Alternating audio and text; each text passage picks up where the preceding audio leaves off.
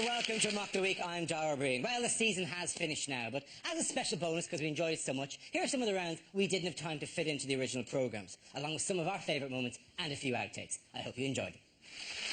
Our next round is called, if this is the answer, what is the question? Here's our big board with the 6 categories. When the category is chosen, I read out an answer and the players have to guess what the question might be. Adam, which category would you like? Transport, please. OK, transport it is. The answer is crazy, loopy and un-British. What is the question?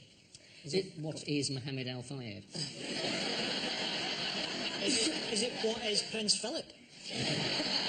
Is it who are the arch enemies of Snap, Crackle and Pop? What nicknames has Madonna given her children?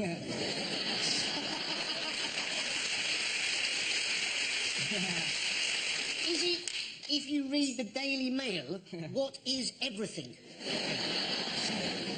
What do you call slapping a bulldog? I actually know the answer to this one. I think it's what people were saying about the lady who was wearing the crucifix for British Airways, Peter Hain, people like that. That's absolutely right. Well done, Andy Parsons. Very well. What development in airport safety was recently suggested? Further development in airport safety? Tagging, isn't it? Yes, yeah. What kind of tagging? Electric tagging. Electric tagging or electronic tagging?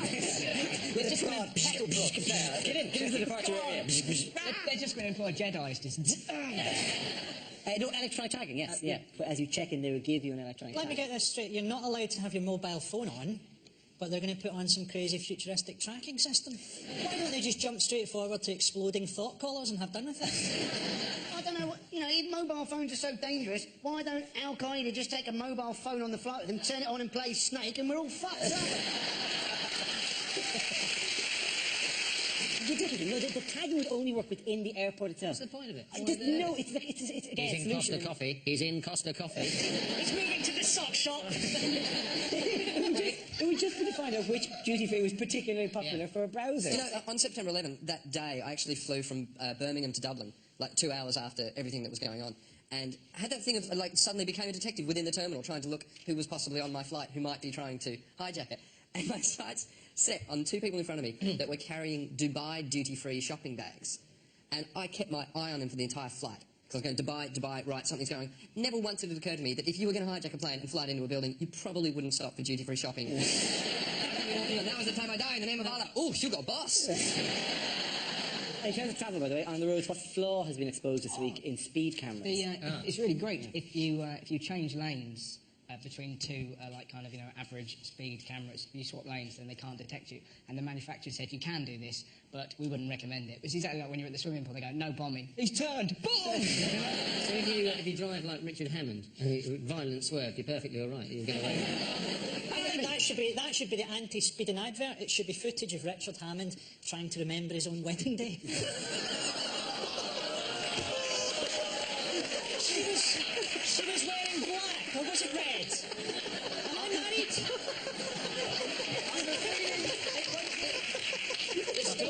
This morning. We're not even having an oblique reference to them, let alone there's a line in the sand, right? And you can't even see the line in the sand. You're actually out of sand into tropical tundra regions. What is wrong with speed cameras? What's wrong with speed cameras? No. I'm taking a second just to enjoy that particular joke. Who has had a crash? Anyone? Yeah, I've been in a crash. Yeah. Well, he's had the worst one. When I was 17, right, I crashed into a snowplow the only day it snowed that year. I had to walk up to him, like, doing my best, going, so, how fast do you think we was going? And he was like, well, I'm in a snowplow, so I'm guessing I wasn't hurtling. Story, though. Did you see the story of the bloke who set fire? Is it a bloke? You know, people destroy speed cameras because they hate them so much. Yeah. And there was a bloke who set fire to a speed camera, but he did it from the front. And he was really surprised that it had all been filmed. But it wouldn't have got him unless he struck the match at over 30 miles an hour. If one of these speed cameras actually earned 80 grand in a year, I was thinking, I would quite like that job. I would quite happily stand there with a flash gun in a hedge, painted fluorescent yellow, for 80 grand a year. The next round is called Between the Lines and features Hugh and Frankie. Would you both please make your way over to our press pit? In this round, one of them takes on the role of a person in the news addressed in the media, while the other translates what they really mean. As he prepares to assume centre stage, Frankie, you are Iranian President Mahmoud Ahmadinejad. Thank you, got it right in one. I'm so happy with myself, fucked up the rest of the link. Let's do that again.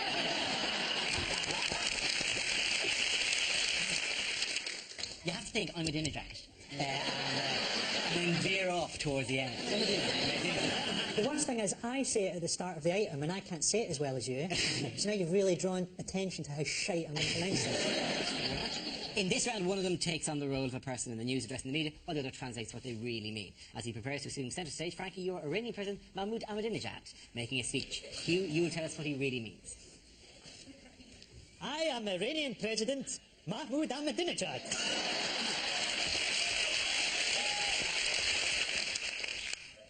But you can call me Ted. We are developing nuclear power, but our aim is peaceful. We are developing nuclear power, but our aim is Jerusalem. We're developing nuclear power which could benefit the West. Have you considered changing your electricity supply? Iran has been accused of sponsoring terrorism. We do. 50p a mile. The American president is the son of a swine. I hope that one day his body is identified by the teeth marks on my penis.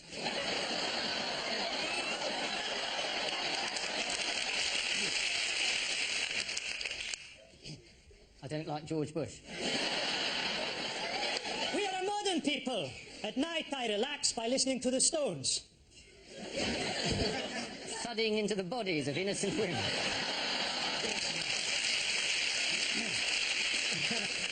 I am opposed to nuclear weapons and would like to see reducing numbers. 5, 4, 3, 2, 1. Very good, well done. Mark Oaten and his wife were back in the news. What excuse did his wife give for his much publicised visits to rent boys? Oh, this was great. She blamed Charles Kennedy. Charles Kennedy was the reason. They must have got really pissed that night. I mean, I've been drunk enough to have a kebab, but never been so drunk that I've turned gay. Did you go to a club last night, Mark? Oh, worse than that. I suddenly became gay. Do you know the crime in Middle England that Mark Oaten committed wasn't actually going with rent boys, it was simply renting. And if you're going to go, if you're going to go with a boy, just why not own your own? Yeah, it's renting, you're just throwing it away. It's throwing money away. It's throwing money away. What was Oaten's excuse, by the way? Was it that he liked shagging red boys and he had some spare cash? Wasn't that? Oaten's excuse, wasn't it, was that he'd gone prematurely bald. Wasn't that particularly it? It is, strange. I presume it affects people in different ways. I have to say that hasn't been the way it's affected me. I'm not sure, Andy, if it's been. If you've got a guy under there, how are you? Good to see you. At every moment he's ready there, waiting to service me, because the baldness has just driven my self-esteem off the wall. I like the fact that you brought up your own premature baldness, though. That's very nice. No, I don't think... Self-effacing. Well, no, it's not that self-effacing. I just want people to think that I'm naturally bald for my age, which would make me then 57. So I'd like them to think it is premature. I've known Darren for quite a number of years now. Whenever I look at his career and compare it to mine, and it depresses me, I always just think, I'm the same age as him. I look at his balding head and I run my fingers through my luscious hair and I go, let him have his own show, I don't care. I've got my own hair. Think of that as you're watching it next week from your sofa.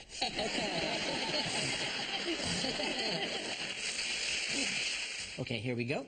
Let's have a topic. And the first topic is telecoms. Now, I've got a crap mobile phone, right? And I'm sick of my phone company ringing me up, trying to get me to have an upgrade. Do you want a free upgrade? Do you want a better phone? No, I like my crap phone. One day, I'll be walking my dog and I'll take it away and say, have a wolf instead. It drives me mad. This guy was determined to make me have this, the Samsung Golden Cock 4000 or something. It's like, oh yeah, you get this phone, you see. You can download TV clips onto it. You're interested in watching TV on your phone? Like, well, no. I've got a TV, right? I'm not interested in watching TV on my phone, same reason I'm not interested in having a piss in my tumble dryer.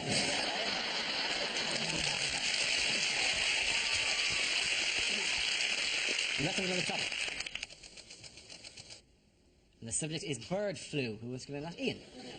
Yeah, we do have a bird flu helpline. We do give us advice on what to do in the unlikely event that we encounter a dead bird. And I thought, well, what are people doing at the moment? Oh, look, there's a dead bird. I must rub it in my face. Hello, bird bird flu helpline. I think I made a grave error. I was walking down the street and I encountered a dead bird. I rubbed it in my face, yeah. Is that wrong? Shit. How only I've spoken to you earlier. What, now? The kids are playing with it, yeah. Well done, Ian. Very good intro. Okay, that leaves me with Andy and Frankie. Let's have another topic. The topic is Scotland. I have this covered. Is that your image of Scotland? You know that's three English blokes at a wedding? Do you remember years ago when they were making Braveheart, everyone said, oh, it's ridiculous, Mel Gibson playing a Scottish guy. That's not going to be very convincing. And look at him now, an alcoholic racist.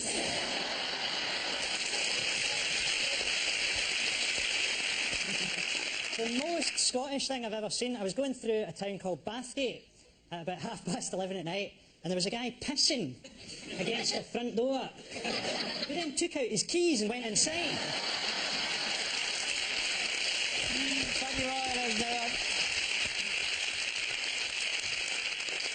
Okay, let's see what's left for Andy. It's education. I am a little disappointed. I was hoping to get England as a topic. But yes, education. You may have seen that in fact our kids are now going to get taught atheism in the classroom. You would have thought that should be a fairly short lesson, wouldn't you? Hello, come in. There is no God. Same time next week. This next round is called Phone In. I'll play the host of a radio phone-in programme, interviewing a top guest in the week's news, played by Frankie, whilst the other performers will play different characters ringing in with searching questions. Okay? Welcome back to the show. I'm delighted to welcome my special guest, John Prescott. Hello, Dara. Good to have you here, John, with us. John, Mr. Prescott, of course, you've had a busy summer. How did they find out about your affair, by the way? Well, basically, the woman I was shagging ended up being the flattest woman in Britain. So the newspapers just rang round hospitals asking for women who'd been admitted, claiming that a piano fell on them. Let's open it up to the phone lines. Hello. Line John. one, please. What's his number? Hello. This is Ian from Basildon. Do you mind if I call you John? Yes, I do. But would you be able to explain to me, because I've never really understood, the rules of croquet? Yes, well, basically, it's polo for people who are too fat to get on a horse. Thank you very much. We're going to move over to line 3 there. Oh, I'm line 3, am I? Hello, Piole. Mr. Prescott, good to talk to you again. Now, when Tony Blair retires, he's going to be lecturing the world, making a fortune. When Gordon Brown stops being Chancellor, he'll get directorships in the city. What are you going to do when you give up politics? Well, I resent your tone, to be quite honest. I mean, I'm a man of many achievements. For example, I'm a 25-stone man who's managed to shag a woman on a desk and not break it.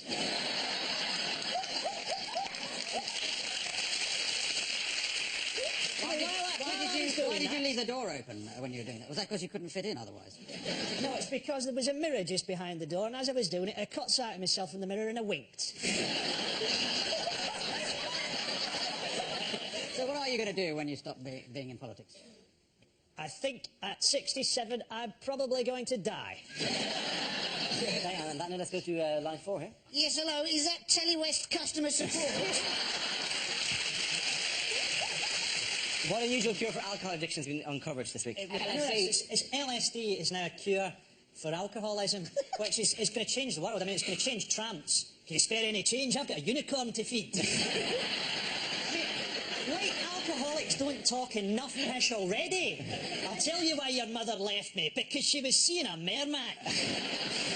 But LSD was invented by Albert Hofmann, wasn't it? He's the godfather of LSD. Have you heard about him? The man who invented the word psychedelic. Yeah, but it was great because during World War II, he self-medicated on acid, went for a bike ride and wrote a diary about it. How fantastic is that? Day 3, the bike has begun speaking to me. Tomorrow, I will make it a bacon sandwich. My accent is still unknown. You know this stuff about, Channel 5 putting women off giving birth, having children. It's not actually, you're right. Hospitals. I'm not across the terminology very much. Yeah. But it's hospitals that have put you off. I had to go last year. I had to go for a colonoscopy. Absolutely. I did. I had to go for a True story, colonoscopy. And it's a very humiliating thing having a colonoscopy. And I was lying on the trolley with the doctor and the nurse. It was just us in a sort of small operating theatre, and the nurse had a tube like this with a camera on the end of it. I was sedated, just about to go under, and just as she over the top, I was about to go under, and just as she was about to put the tube where the sun don't shine, she turned to me and she said, "I'm a very good friend of your next-door neighbour." Do you think that next door neighbour was maybe a euphemism she has for the anus? This suit just a touch too green. By the way, yeah. It's not a card I've ever really wanted to play over here, you know, the whole thing.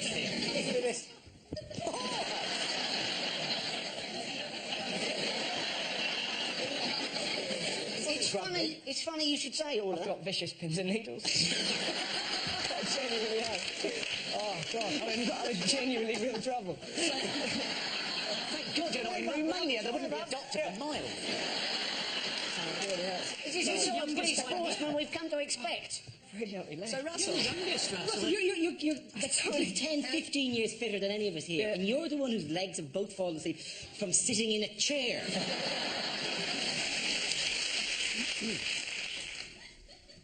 Miss Fat Ankle 2006.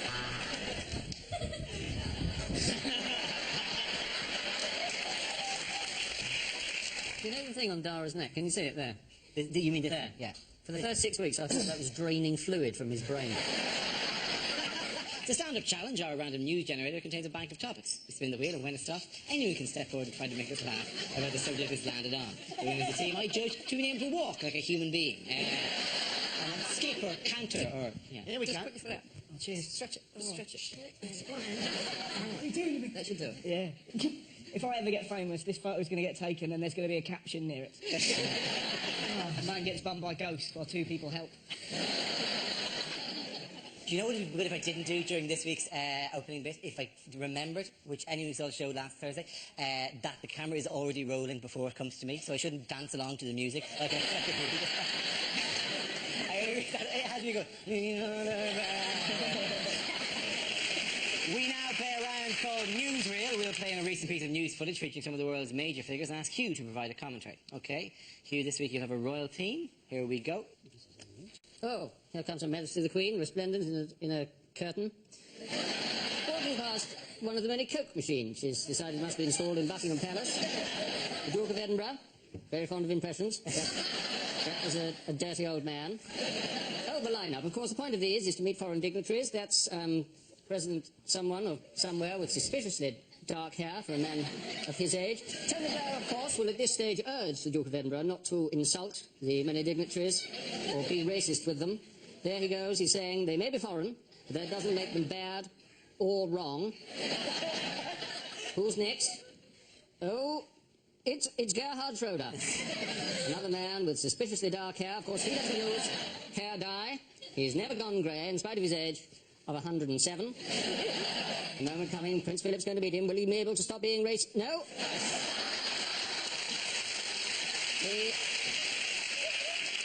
And now, here are the reservoir presidents.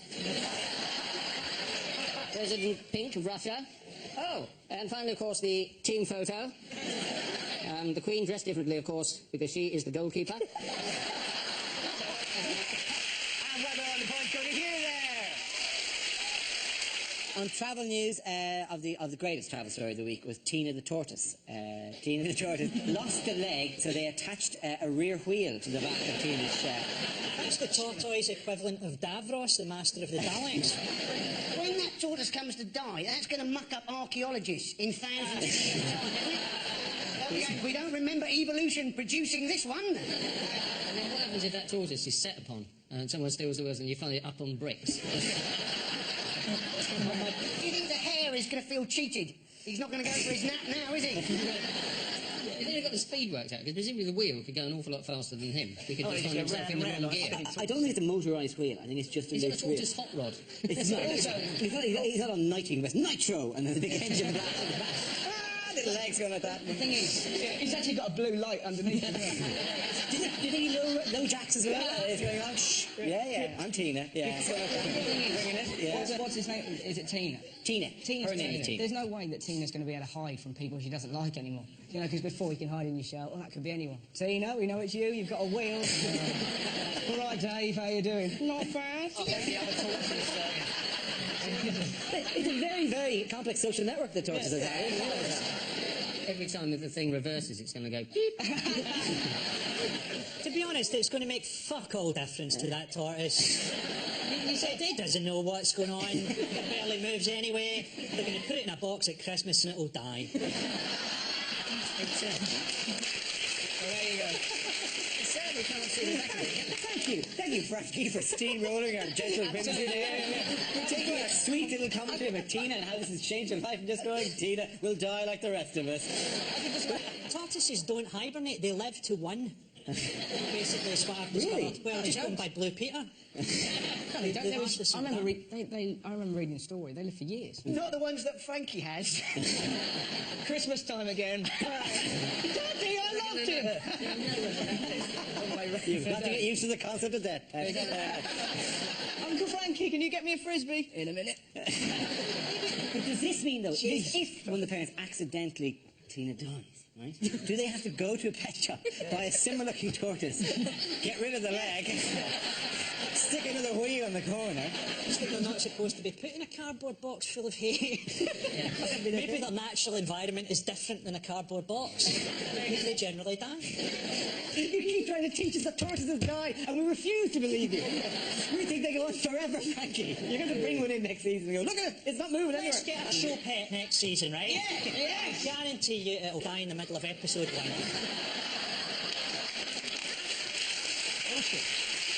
Well, we should have, like, I should say, and by the way, before we start headlines, round 1 of the first series, I'd introduce you to the Mock the Week giraffe, who's just been wandering around the studio randomly for the rest of the season. Hello, Necky. And then you'll just see him behind there, just slowly, and then bang! Right to the middle of scenes we'd like to see. A pet giraffe will come slumming through the screen. But that would be a better show. Who gives a fuck about the news, really? It'd be great to see a bonobo chimp rip through that screen during one of the stand-up bits. I'll tell you what I think about the government. Oh, hello! Tearing the contestant's limb from there. Just Frankie's like that. No, Frankie! They've got to learn. The first subject is exam questions that were rejected. A lot of people say that the exams are too easy. Is the answer A, yes? Or B, David Beckham? With illustrations, describe the Prophet Muhammad.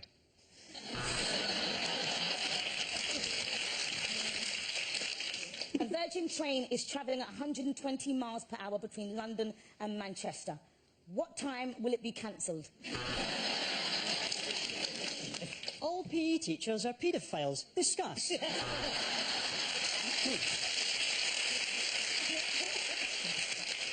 If the world is heating up at 2 degrees per decade, what is the point of anything? Spell Mississippi without looking at how we've spelt it in the question.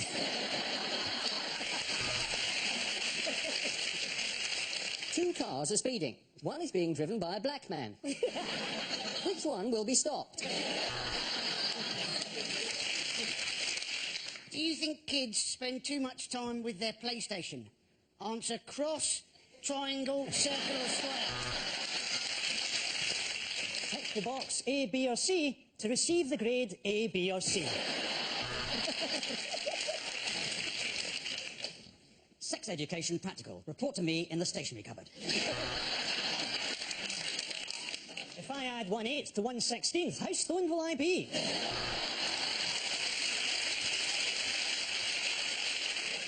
Can you master this phrase? Do you want fries with that? Famous last word. Stingrays love foreplay.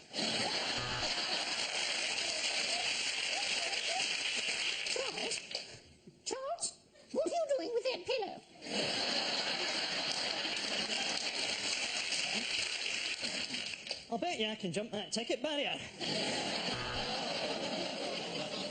No, don't shoot me! It's Yoko you want! The funny thing is, the closer it gets, the more it looks like a piano. Oi, Zidane! Your mum's a slag!